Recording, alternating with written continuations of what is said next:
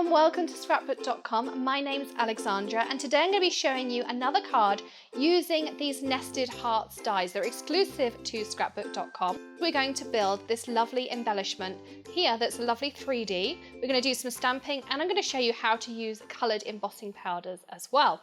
So let's get started. I already have my die cut pieces here and these were cut out using my Big Shot and my Lawn Fawn rainbow cardstock. Now you could use any particular die cutting machine that you have, or there is an exclusive Scrapbook.com bundle using these dies or including these dies as well that you can get online. So check that out as well if you're looking for a new or a different die cutting machine. I'm also using some of these pop-up dots from Mickey Booten that I'm going to be using to build my embellishment. So you just want to put a couple on the back of each one, and the great thing about these is they come in different sizes depending on what size of project you're working with, and they easily peel off the back there too. And we're just going to centre them up in size order. And pop a couple on the back of each one.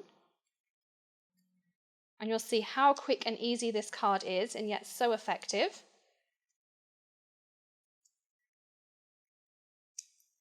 And finally our little yellow one, so I'm going to use a small dot in the back of that.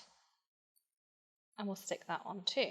Now I have a piece of craft cardstock that's half a sheet of 8.5 by 11 cut lengthways, and then I've scored it in the middle to create my card base. I'm not going to stick this on just yet because I want to do some stamping, and for that I'm going to use my Tim Holtz Tonic stamp platform, which I absolutely love.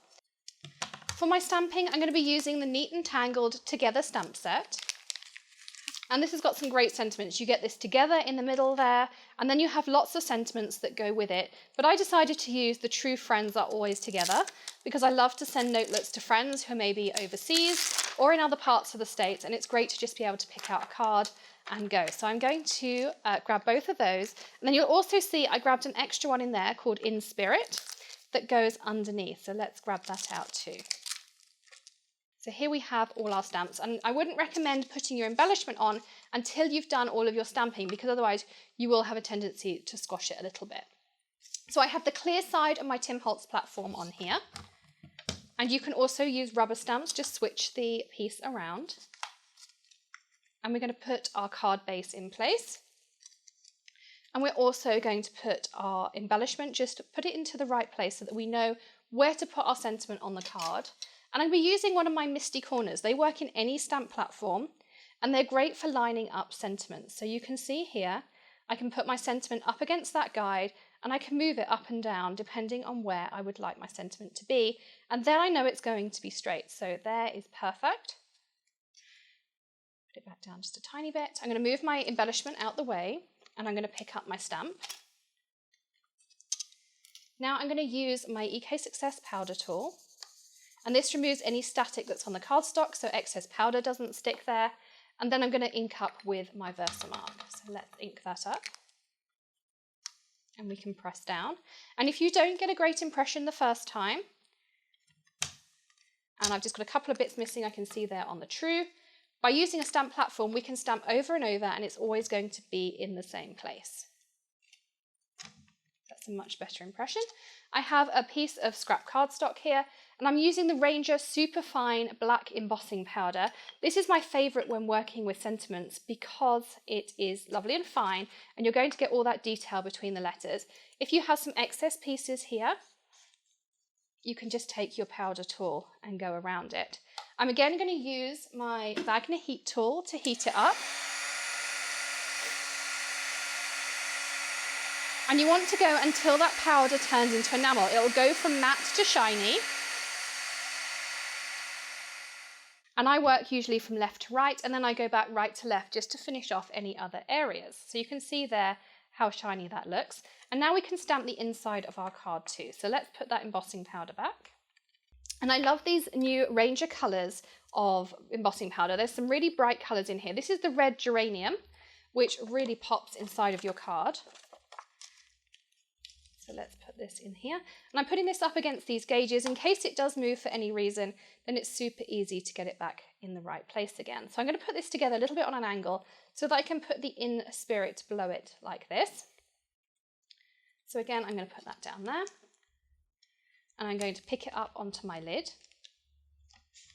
And with the coloured embossing powders, they seem to be really heavily dyed. So you want to be really quite thorough with your powder tool, almost over powder in some ways. You may even see a little bit of a white film on the top, but that will stop any of that excess dye going onto your cardstock. So you can see there, I've been quite generous with that. We're going to use the Versamark ink pad again. This is a glue ink pad. It's perfect for all sorts of different things, whether you're foiling, embossing, anything that you need to stick. It also makes a lovely watermark on your card as well, for a more subtle effect if you want that as well. Again, I'm going to go back over this so that I get a stronger impression. And this ink cube size is really nice to work with as well.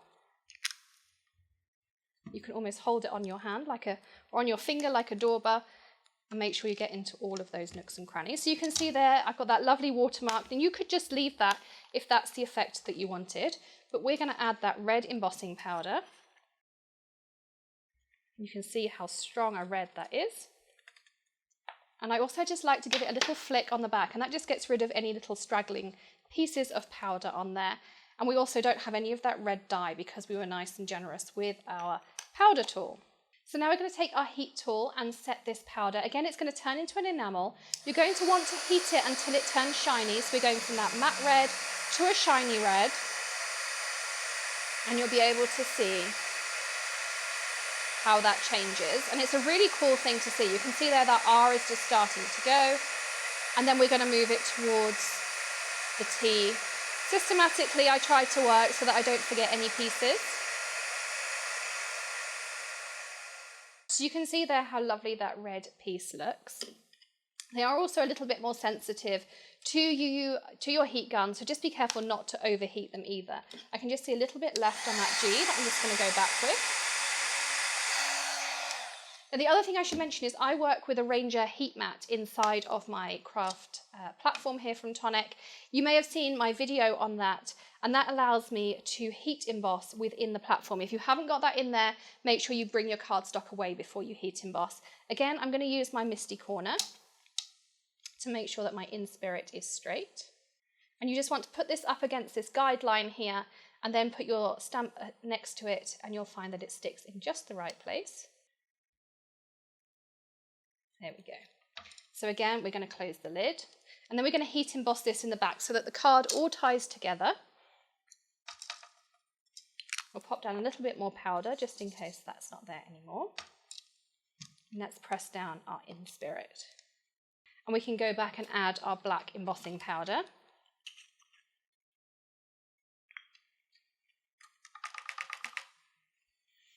I also like to take my powder tool, and if there's any areas that I can see powder left on, this paintbrush end is really great for removing those.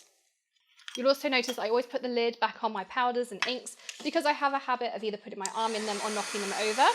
Let's heat this up again. And the other thing you'll notice is when you've been using your heat tool and it's already hot, your embossing powder is going to set a lot quicker than it does from cold. So also keep an eye on that so that you don't overcook it. So here we are, here's our card front piece. If yours buckles a little bit like this, just run it through your die cutting machine. Just no dies in it, just run it through the platform and you'll find it straightens it out perfectly. And now we can add on that embellishment that we made earlier. So I'm actually going to use some tape to add this on. You can see even with the 3D item, it comes out perfectly. And then we're going to stick that on the front. So that lovely big red heart is complemented by the red in the middle there as well. So thank you so much for joining me today. Do check out our other videos on the Scrapbook.com exclusive dies as well as the bundles that are also available on the website. My name is Alexandra from Hedgehog Hollow and I'm here with Scrapbook.com. Bye! Thanks for watching. If you like this video and want to see more from Scrapbook.com, please like, share, subscribe, and leave a message. Happy crafting!